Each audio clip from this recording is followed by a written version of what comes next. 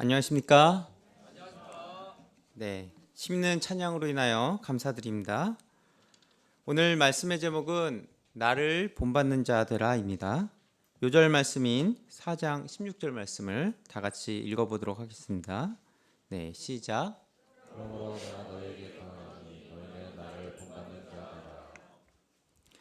1장부터 4장까지는 고린도 교회의 분쟁을 다루고 있습니다.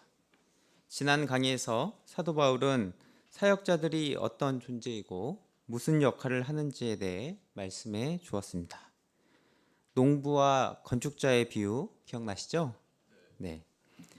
오늘 말씀에서는 구체적으로 사도 바울이 자신이 그리스도의 일꾼으로 어떻게 사역하고 있는지 가르쳐 줍니다. 그리고 말미에 자신을 본받는 삶을 살도록 권면합니다. 오늘 말씀을 통해 우리도 예수님을 따르는 자들로서 하나님께 대해 그리고 양들에 대해 어떤 자세로 살아야 하는가 배우기를 기도합니다. 또한 예수님을 본받고 사도 바울을 본받는 삶을 살기를 기도합니다. 파트 1 하나님의 비밀을 맡은 자 1절부터 5절까지입니다. 1절 말씀을 다 같이 읽어보겠습니다. 시작. 하나님이 마땅히 우리를 그리스도의 일꾼이요 하나님의 비밀을 맡은 자로 여길지어다. 여기서 복음의 사역자를 지칭하는 두 가지 단어가 나옵니다. 하나는 그리스도의 일꾼이요, 다른 하나는 비밀을 맡은 자입니다. 앞에 그리스도의 일꾼은 휘페레테스로 주인과 함께 다니며 시종드는 사람을 뜻합니다. 즉 그리스도의 명을 받아 순종하여 그대로 행하는 종을 가리킵니다. 사도 바울은 1년 8개월을 고린도에 머물면서 교회를 개척했습니다. 바울이 떠난 후에 아볼로가 와서 말씀을 가르쳤습니다. 고린도 성도들은 교회를 세우고 성장하도록 지대한 영향을 준 바울과 아볼로만 보았습니다. 때문에 바울과 아볼로를 따라 분파를 만들고 갈등을 만들었습니다. 그러나 교회 지도자는 예수 그리스도가 하는 일을 옆에서 건드는 조력자에 불과합니다. 한편 뒤에 맡은 자는 라틴어로 오이코노모로 주인의 짚을 맡아서 관리하는 청지기를 뜻하는 단어입니다. 쉽게 창세기에 요셉을 생각하면 됩니다. 이 오이코노모라는 말에서 경제를 뜻하는 이코노미라는 단어가 나왔다고 합니다. 청지기가 경제를 어떻게 관리하느냐 하는 것에 따라 가문의 흥망성쇠가 결정됩니다.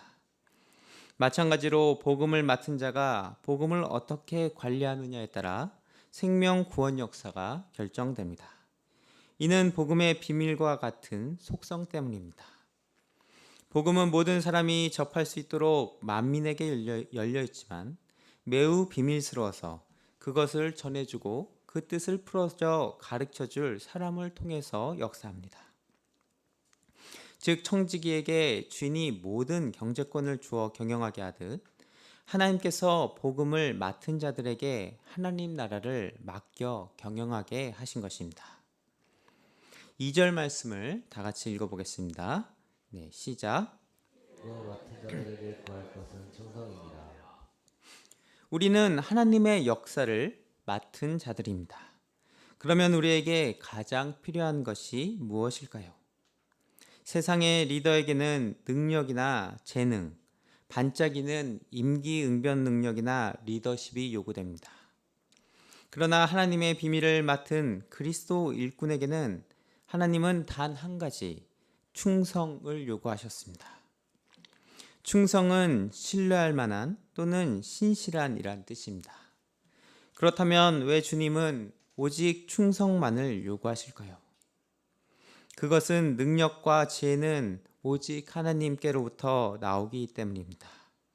우리가 하나님께 충성할 때 지혜와 능력은 하나님께서 풍족하게 부어주십니다. 마태복음 25장에는 달란트의 비유가 나옵니다. 주인이 타국에 갈 때 그 종들을 불러서 각각 재능대로 달란트를 맡겼습니다. 주인은 오랜 후에 돌아와 결산하면서 오직 그들의 충성을 보셨습니다. 그러면 그리스도의 일꾼은 기본적으로 무엇에 충성을 해야 합니까? 맡겨주신 일, 곧 하나님의 비밀을 전파하는 일에 충성해야 합니다. 예수님은 누가복음 12장 42절에서 제자들에게 말씀하셨습니다. 지혜 있고 진실한 청지기가 되어 주인에게 그 집 종들을 맡아 때를 따라 양식을 나누어 줄 자가 누구냐? 제자들은 그 어떤 일보다 그 집 종들을 맡아 때를 따라 양식을 나누어 주는 일에 충성해야 합니다. 예수님 시대에 사람들은 끊임없이 예수님께 기적을 행하도록 또 현실 문제를 해결해 주는 메시아가 되도록 요구하였습니다. 그러나 예수님은 이에 타협하지 않으시고 분명하게 말씀하셨습니다. 우리가 다른 가까운 마을들로 가자. 거기서도 전도하리니 내가 이를 위하여 왔노라. 3절을 보십시오.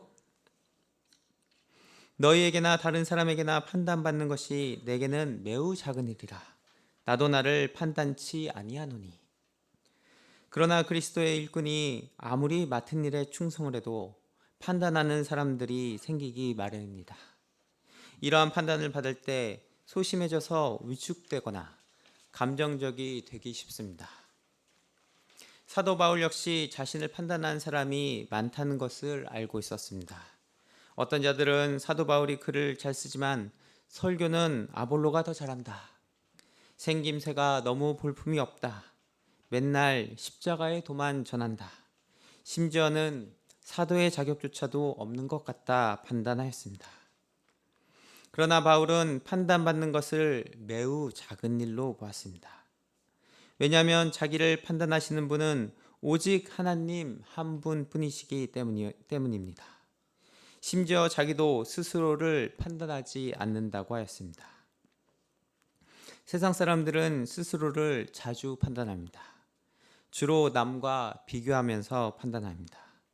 자신이 조금 잘한 것 같으면 금세 우쭐해지고 교만해지며 자신이 못한 것 같으면 열등감에 빠집니다. 그러나 그리스도인의 자존감은 스스로 판단한 것에 있지 않습니다.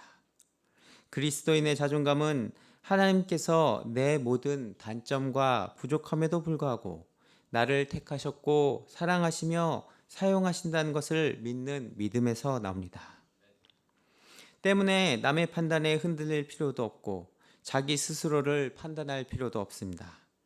그리스도의 일꾼은 판단은 오직 하나님께 맡기고 주님께서 명하신 일에 충성만 하면 됩니다. 사도 바울은 자신의 양심에 비추어 자책해 할 것이 없도록 행동하였습니다. 양심은 때로 유용한 길라잡이 역할을 합니다. 죄를 범하면 양심이 고발하기 때문입니다. 그러나 양심조차도 완전하지 않습니다. 바울도 자신이 양심에 거리낌이 없기 때문에 의롭다 함을 받은 것이 아니라고 부연 설명합니다. 오직 모든 것을 판단하실 이는 하나님이십니다. 하나님의 판단은 공정하고 의로우며 인격적입니다. 그렇기 때문에 주께서 오시기까지 아무것도 판단치 말라고 하십니다. 5절 말씀을 다 같이 읽어보겠습니다. 네, 시작. 주께서 오시기까지 아무것도 판단하지 말라. 그가 어둠에 감추신 것들을 드러내고 마음의 뜻을 나타내시리니 그때에 각 사람에게서 하나님으로부터 칭찬이 있으리라. 심판의 때에 그리스도께서 어둠에 감추어 놓았던 것을 백일하에 드러내셔 공정하고에 판단하실 것입니다. 우리는 그리스도의 일꾼들로서 하나님의 의로운 판단에 맡기고 대신 이들을 위해 기도하기에 힘써야 될 것입니다. 파트 2, 나를 본받는 자 되라. 6절부터 22절까지입니다. 6절을 보십시오. 사도 바울과 아볼로는 잘 동역을 하며 본을 보였습니다.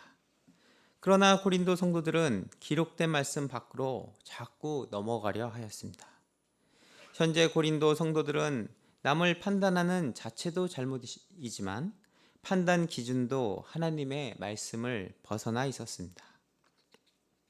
하나님의 말씀을 벗어나는 데서 교회의 모든 문제가 발생합니다. 인류의 죄도 아담과 하와가 하나님의 말씀 밖에 넘어감으로 시작되었습니다. 그러면 고린도 성도들의 문제는 구체적으로 무엇이었습니까? 첫째로 그들은 자신이 특별하다는 특권 의식을 가지고 있었습니다. 7절 말씀을 다 같이 읽어보겠습니다. 시작. 그가 나를 남에게 구별하였느냐. 내게 있는 것 중에 받지 않은 것이 무엇이니 내가 받았던지 어찌하여 받지 않은 것같이 자랑하느냐. 구별하였다는 것은 우선권, 특권을 가지고 있는 것입니다.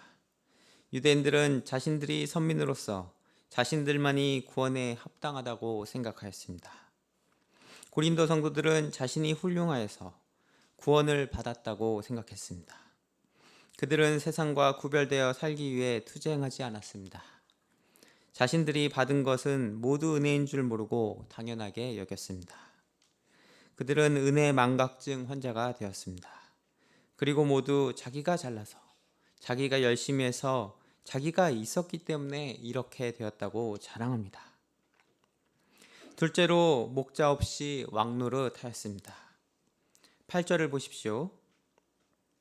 그들은 이미 배부르고 이미 부요해져서 개구리 올챙이 시절을 잊고 교만함과 자만심에 빠져 있었습니다.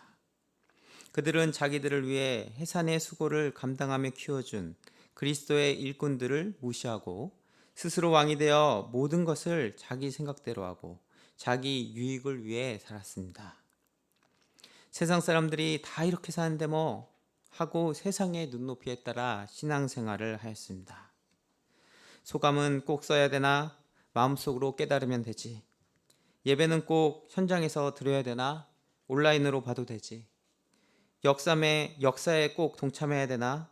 공부할 것도 많고 직장일도 바쁜데 나중에 여유 있을 때 하면 되지. 11조 그 큰 돈을 꼭 내야 되나? 지금은 돈을 모아야 여유 있게 살 수 있을 것 같은데. 라고 스스로 왕이 되어 기준을 만들고 이를 합리화하였습니다.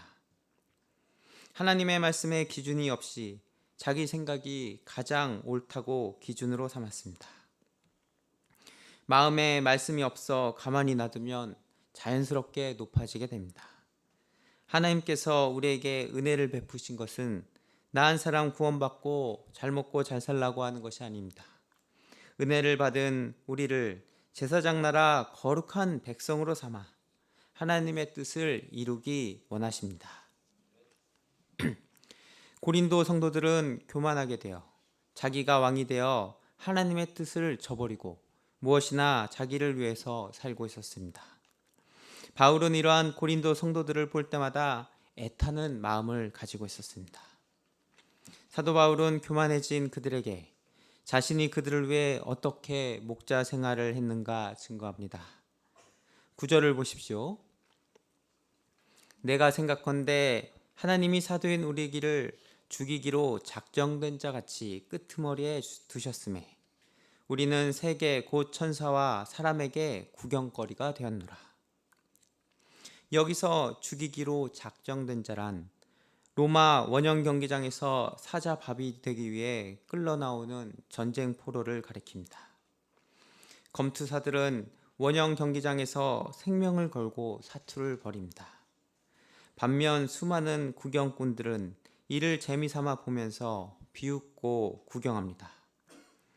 사도 바울은 개척 역사를 섬기면서 이처럼 무시와 오해와 핍박을 받으면서 사람들의 구경거리가 되었습니다. 뿐만 아니라 그는 지금도 숱한 고생을 하고 있었습니다. 11절에서 13절 말씀을 다 같이 읽어보겠습니다. 네, 시작. 내가 줄이고 목마르며 헐벗고 목마르며 정처가 없고 또 수고하여 친히 손으로 일을 하며 모욕을 당한즉 축복하고 받기를 받은즉 참고 비방을 당한즉 우리가 지금까지 세상에 더러운 것과 만물의 찌꺼기같이 되었다. 그가 얼마나 무시당하고 배척당하고 고난을 많이 당하였으면 만물의 찌꺼기같이 되었다 고백하였습니다. 바울도 우리와 똑같은 성정을 가진 인간이었습니다. 이렇게 고난을 당할 때 얼마나 힘들었겠습니까? 그러나 이 모든 어려움을 당하는 분명한 이유는 그리스도를 위해서였습니다. 10절을 보면 그리스도 때문에 라고 합니다. 예수님은 우리를 죄에서 구원하시기 위해 벗은 몸으로 십자가에 매달려 돌아가시며 모든 치욕과 고통을 당하셨습니다. 사람들은 이런 예수님을 보고 구경거리 삼고 조롱하였습니다. 죽이기로 작정된 자같이 끄트머리에 두신 것은 예수님께서 먼저 걸어가신 길이었습니다. 만민의 구경거리가 되게 하신 것은 이를 통해 만민 구원 역사를 이루시려는 하나님의 섭리였습니다. 사도 바울이 만물의 찌꺼기같이 된 것은 오직 예수님을 배우기 위해, 예수님을 기쁘시게 하기 위해, 예수님을 전하기 위해 고난의 십자가를 짊어진 것이었습니다. 14절을 보십시오. 내가 너희를 부끄럽게 하려고 이것을 쓰는 것이 아니라 오직 너희를 내 사랑하는 자녀같이 권하려 하는 것이라. 바울은 고린도 성도들의 잘못을 꼬집어서 기죽게 하려고 이 말을 하는 것이 아닙니다. 그는 진정으로 고린도 성도들을 사랑하였기에 그들의 잘못된 자세를 잡아주고 교만을 회개하도록 지금 쓴소리를 하고 있는 것입니다. 사람을 도우면서 듣기 좋은 소리 하기는 쉬워도 쓴소리 하기는 어려운 일입니다. 문제가 있는 사람을 책망하는 일은 그 영혼이 진정으로 잘 되기를 바라는 아버지의 심정이 아니면 할 수 없는 일입니다. 사도 바울은 고린도 성도들을 향한 자신의 마음이 어떠한지 증거합니다. 그것은 바로 아버지의 심정이었습니다. 15절 말씀을 다 같이 읽어보겠습니다. 시작. 너의 말씀이 있되 아버지는 낳지 아니하니 그리스도 예수 안에서 내가 복음으로써 너희를 낳았습니다.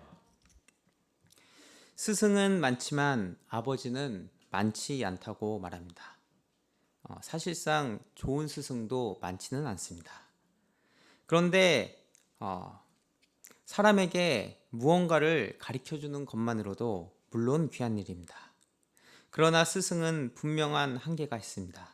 스승은 죄와 허물을 담당해 주지 않습니다. 공부를 못하면 학점을 짜게 주면 그만입니다. 스승은 제자가 잘 따르며 잘해주면 좋아하지만 배우고자 하지 않고 제 갈 길로 가면 어쩔 수 없다 하며 포기해버립니다. 갓난아이와 누구나 놀아줄 수는 있어도 똥기저귀를 갈아주는 것은 부모가 아니면 못하는 것과 같습니다. 아비는 잘해도 자기 자식, 못해도 자기 자식이기 때문에 잘한 점이 있으면 더 잘하도록 격려하고 못하면 그것을 바로잡기 위해 책망과 훈련도 불사하고 도와줍니다. 자녀의 죄와 허물을 담당해 주는 것이 진정 아버지입니다. 우리 모임은 1:1 성경 공부의 역사라고 할 수 있습니다. 예전에 저는 전도도 미련한 것이지만 1:1 성경 공부야말로 비효율의 정수라고 생각하였습니다. 그러나 이제야 1:1 성경 공부의 강력한 비밀을 깨닫게 되었습니다. 1:1 공부로 맺어진 관계는 실로 부모와 자식의 관계처럼 인격적입니다. 이 인격적인 관계가 실로 강력한 힘을 발휘하는 것입니다. 이러한 인격적인 관계는 세상에서는 물론이요, 다른 대형교회에서도 찾아보기 힘든 것입니다. 우리도 양들을 도울 때 이런 아버지의 심정을 가져야 하겠습니다. 어떤 사람은 양이 좋을 때는 잘 돕다가 좀 힘든 소리를 하면 그냥 내버려 둡니다. 그러나 아버지라면 포기할 수 없고 끝까지 도와줄 것입니다. 우리에게 베푸신 하나님의 은혜를 기억하면 우리도 아버지의 심정을 덧입기를 기도합니다. 우리에게 아버지의 심정을 덧입혀 주셔서 양들의 영적 아버지요 어머니로 쓰임받게 도우시기를 간절히 기도합니다. 사도 바울이 아버지의 심정으로 그들에게 권하는 말씀이 무엇입니까? 오늘의 요절 말씀인 16절 말씀을 다시 한번 다 같이 읽어보겠습니다. 네, 시작. 그러므로 내가 너에게 권하노니 너희는 나를 본받는 자가 되라. 사도 바울이 어떻게 감히 나를 본받으라 할 수 있는 것입니까? 그가 이렇게 자신 있게 말하는 것은 자신이 예수님을 본받고자 애를 썼기 때문입니다. 예수님을 본받고자 하는 그 모습을 본받으라고 하는 것입니다.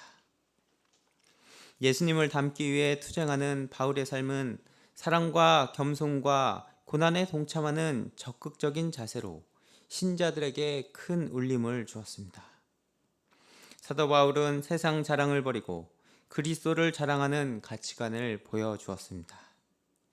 양들을 위해 자신은 온전히 만물의 찌꺼기 같이 되어 희생적인 삶을 보여주었습니다. 바울은 고린도 성도들에게 실제적인 교훈을 주고자 나를 본받으라는 방향을 준 것입니다. 하나님은 우리의 삶을 통해서도 다른 사람이 본받을 만한 믿음의 영향력을 주실 것입니다. 이종화 고영훈 목사님들은 바쁜 가운데서도 이날 이때까지 새벽 기도의 단을 꾸준히 쌓고 계십니다. 시니어 사모님들은 어제나 오늘이나 한결같이 목자요 영적 부모로서 어린 양들의 고민을 들어주는 카운셀러요. 피싱 역사를 최전선에서 섬기며 충성하고 계십니다. 우리 목자님들은 변함없이 맡은 바 직분에 충성하여서 EBF, JBF, UBF 메신저 직분을 변함없이 감당하고 계십니다. 찬양밴드, 오케스트라, 찬양대 등으로 매주 신실하게 예배를 섬기는 종들도 있습니다. 이런 종들을 볼 때 진정 위대한 인생을 사는 증인들이요 하나님의 종들로서 본이 됩니다. 이는 예수님을 따르는 가운데 이 종들의 삶의 열매로 나타나는 것입니다. 저는 말씀의 제목을 보고 심히 부담이 되었습니다. 나를 본받으라. 이 말은 감히 입에 올리기 부담스러운 말이었습니다. 물론 제목에서의 나는 내가 아니고 사도 바울을 말하는 것으로 궁극적으로는 예수님을 말하는 것이었습니다. 그러나 끊임없이 나에게는 본받을 만한 점이 있는가라는 질문이 맴돌았습니다. 크리스찬으로 살며 예수님을 따른다고 하는 자라면 마땅히 본받을 점이 있는 것이 당연하였습니다. 그러나 이 질문 앞에 심히 부끄러운 생각이 들었습니다. 그러던 중 내가 한 가지는 본받으라고 말할 수 있겠다는 생각이 들었습니다. 그것은 내가 지금 하나님 말씀에 묵상하며 투쟁하고 있다는 바로 그 사실이었습니다. 또한 세상에서는 때로 헤매고 넘어져도 예수님께 어찌하든 붙어 있으려 한다는 사실이었습니다. 그리고 부족하지만 한 영혼을 말씀으로 섬기는 목자라는 아이덴티티를 가지고 살아간다는 사실이었습니다. 오늘 말씀에서 나의 어떤 점을 본받으라고 말할 수 있을까? 라는 질문을 스스로에게 해보기를 바랍니다. 이 질문 앞에 우리는 내가 아니라 사도 바울을 본받으라는 말씀이야 라고 가볍게 회피할 수 없을 것입니다. 우리가 크리스찬으로서 예수님을 따르는 자의 정체성을 가지고 있다면 우리는 본받을 만한 무언가를 가지고 있어야 합니다. 이렇게 신자가 본이 되는 삶을 살 때 그의 삶은 선한 영향력, 곧 능력으로 열매가 맺혀져 나타날 것입니다. 18절에서 20절 말씀을 다 같이 읽어보겠습니다. 시작.